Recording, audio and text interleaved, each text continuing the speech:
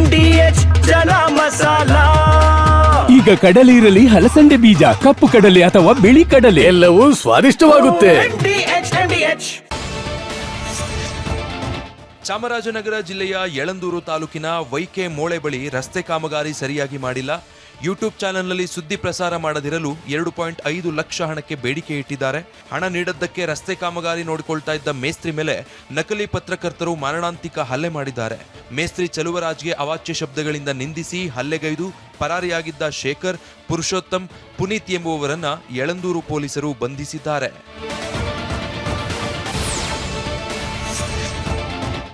ಕಾಮಗಾರಿ ಅಪೂರ್ಣ ಹಿನ್ನೆಲೆಯಲ್ಲಿ L&T ಕಚೇರಿಗೆ ಬೀಗ ಹಾಕಿ ಪ್ರತಿಭಟನೆ ಮಾಡಲಾಯಿತು. ಬೆಳಗಾವಿಯ ಆರ್ಪಿಡಿ ವೃತ್ತದಲ್ಲಿರುವ L&T ಕಚೇರಿಗೆ ಬೆಳಗಾವಿ ದಕ್ಷಿಣ ಶಾಸಕ ಅಭಯ್ ಪಾಟೀಲ್ ನೇತೃತ್ವದಲ್ಲಿ ಧರಣಿ ಮಾಡಲಾಯಿತು. ಟಿಳಕವಾಡಿ, ಗುರುಪ್ರಸಾದ ನಗರ, ರಾಘವೇಂದ್ರ ಕಾಲೋನಿ, ಭಾಗ್ಯನಗರ, ಚೆನ್ನಮ್ಮನಗರ ಸೇರಿದಂತೆ ಹಲವೆಡೆ ಕಾಮಗಾರಿ ಅಪೂರ್ಣವಾಗಿದೆ. ಇದರಿಂದ ಜನರಿಗೆ ತೊಂದರೆ ಆಗ್ತಿದೆ ಎಂದು L&T ಕಚೇರಿಯಲ್ಲೇ ಅಧಿಕಾರಿಗಳು ಹಾಗೂ ಸಿಬ್ಬಂದಿ ಕೂಡಿ ಹಾಕಿ ಆಕ್ರೋಶ ವ್ಯಕ್ತಪಡಿಸಿದ್ರು. ಕಚೇರಿಯಲ್ಲೇ ಸಮವಸ್ತ್ರದಲ್ಲಿರುವಾಗಲೇ ಡಿಜಿಪಿ ರಾಮಚಂದ್ರ ರಾವ್ ರಾಸಲೀಲೆ ವಿಚಾರಣೆ ಮಾಡಿ ಶಿಸ್ತು ಕ್ರಮ ಕೈಗೊಳ್ಳುತ್ತೇವೆ ಎಂದ ಸಿಎಂ. ಮನೆ ಊಟ ನೀಡುತ್ತಿಲ್ಲವೆಂದು ಡಿ ಗ್ಯಾಂಗ್ ಅರ್ಜಿ, ಪಾಸ್ ವಿಚಾರಕ್ಕೆ ಪತ್ರಕರ್ತರ ಮೇಲೆ ಖಾಕಿ ದರ್ಪ. ಈ ಸುದ್ದಿಯನ್ನು ನೋಡೋಣ ಸಮಗ್ರ ನ್ಯೂಸ್ ಟಾಪ್ನಲ್ಲಿ. ಡಿಜಿಪಿ ಡಾಕ್ಟರ್ ರಾಮಚಂದ್ರ ರಾವ್ ರಾಸಲೀಲೆ ವಿಡಿಯೋ ವೈರಲ್ ಆಗಿದೆ. ಡಿಜಿಪಿ ಕಚೇರಿಯಲ್ಲೇ ಚೇರ್ ಮೇಲೆ ಕುಳಿತುಕೊಂಡೆ ಸಮವಸ್ತ್ರದಲ್ಲಿರುವಾಗಲೇ ಡಾಕ್ಟರ್ ಕೆ ರಾಮಚಂದ್ರ ರಾವ್ ಮಹಿಳೆಯರನ್ನ ಅಪ್ಪಿಕೊಂಡು ಮುತ್ತಿಟ್ಟು ರಾಸಲೀಲೆ ನಡೆಸಿದ್ದಾರೆ. 1 ವರ್ಷದ ಹಿಂದೆ ಅಂದ್ರೆ ರಾಮಚಂದ್ರ ರಾವ್ ಪುತ್ರಿ ನಟಿ ರನ್ಯಾ ರಾವ್ ಚಿನ್ನ ಕಳ್ಳ ಸಾಗಾಣೆ ಕೇಸಲ್ಲಿ ಸಿಕ್ಕಿ ಬೀಳೋ ಮೊದಲೇ ಡಿಜಿಪಿಯ ರಾಸಲೀಲೆ ದೃಶ್ಯ ಸೆರೆಯಾಗಿತ್ತು ಎನ್ನಲಾಗಿದೆ.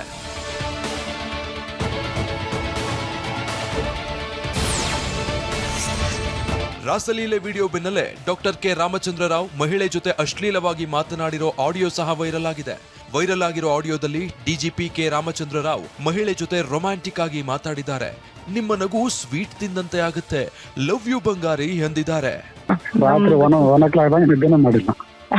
ಅದೇ ನಾನು ಬರ್ತಾ ಇದೆ ಎಷ್ಟು ಸ್ವೀಟ್ ಆಗಿದೆ, ಪಾಲ್ಕಾವ ತಿಂದಂಗಿದೆ ಅಂತ ಅನ್ಸುತ್ತೆ. ರಾಸಲೀಲೆ ವಿಡಿಯೋ ವೈರಲ್ ಆಗ್ತಿದ್ದಂತೆ ರಾಮಚಂದ್ರ ರಾವ್ ಗೃಹ ಸಚಿವ ಡಾಕ್ಟರ್ ಜಿ ಪರಮೇಶ್ವರ್ ನಿವಾಸಕ್ಕೆ ದೌಡಾಯಿಸಿದ್ರು. ಆದರೆ ಅನಾರೋಗ್ಯದ ಕಾರಣ ಕೊಟ್ಟ ಪರಮೇಶ್ವರ್ ಭೇಟಿಗೆ ನಿರಾಕರಿಸಿದ್ದಾರೆ. ಹೀಗಾಗಿ ರಾಮಚಂದ್ರ ರಾವ್ ಬಂದ ದಾರಿಯಲ್ಲೇ ವಾಪಸ್ಸಾಗಿದ್ದಾರೆ.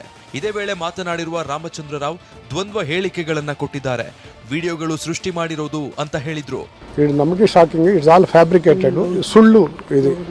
ಆ ವಿಡಿಯೋ ಎಲ್ಲ ಸುಳ್ಳು ಅಂತ ನಮ್ಗೆ ಸುಳಿವೇನಾದ್ರು ಇತ್ತ ಸರ್ ಇದ್ರ ಬಗ್ಗೆ ನಮಗೇನು ಐಡಿಯಾ ಇಲ್ಲ. ಗೃಹ ಸಚಿವ ಪರಮೇಶ್ವರ್ ಭೇಟಿಗೆ ಡಿಜಿಪಿ ರಾಮಚಂದ್ರ ರಾವ್ ಯತ್ನಿಸಿದ್ರು. ಆದರೆ ಅನಾರೋಗ್ಯ ಹಿನ್ನೆಲೆ ಭೇಟಿ ಸಾಧ್ಯವಾಗದೆ ವಾಪಸ್ಸಾಗಿದ್ದಾರೆ. ಹೀಗೆ ವಾಪಸ್ಸಾದ ರಾಮಚಂದ್ರ ರಾವ್ 10 ದಿನ ರಜೆ ಹಾಕಿ ಅಜ್ಞಾತ ಸ್ಥಳಕ್ಕೆ ತೆರಳಿದ್ದಾರೆ. ರಹಸ್ಯ ಸ್ಥಳದಲ್ಲಿದ್ದುಕೊಂಡೇ ಕಾನೂನು ಹೋರಾಟ ನಡೆಸಲು ಮುಂದಾಗಿದ್ದಾರೆ.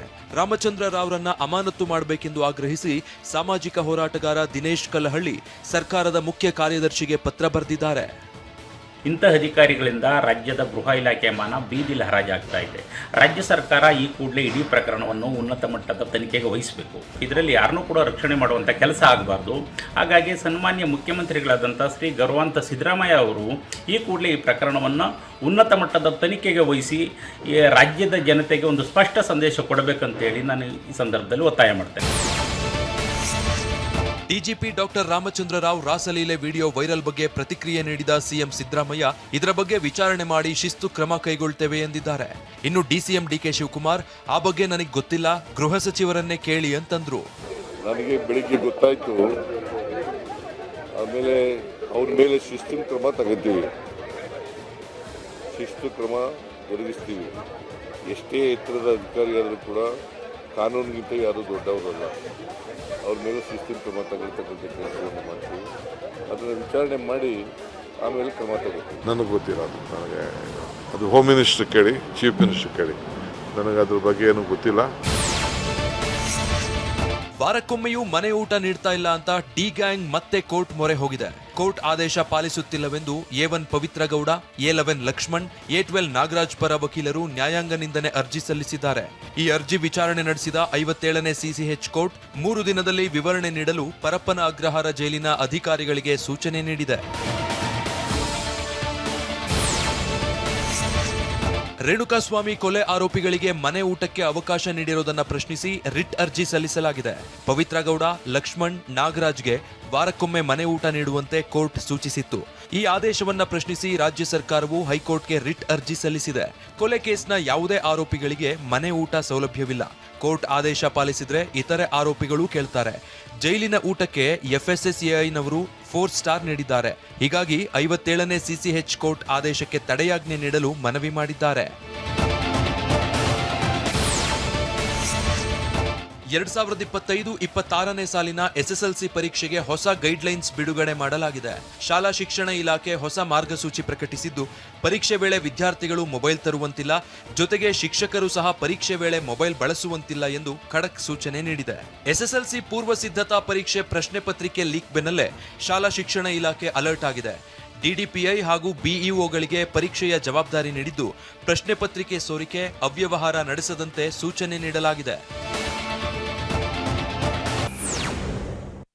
ವಾಹ್, ಯಾಕೆ ಈಗ ಬಂತ ಸ್ವಾದ? ಖಂಡಿತ ಈಗ ಬಂತು ಅಸಲಿ ಸ್ವಾದ. MDH chunky chaat masala life ಅಲ್ಲಿ ಅಸಲಿ ಸ್ವಾದ ತರುತ್ತೆ. ಅಸಲಿ ಮಸಾಲ, ಎಸ್ ಎಸ್ MDH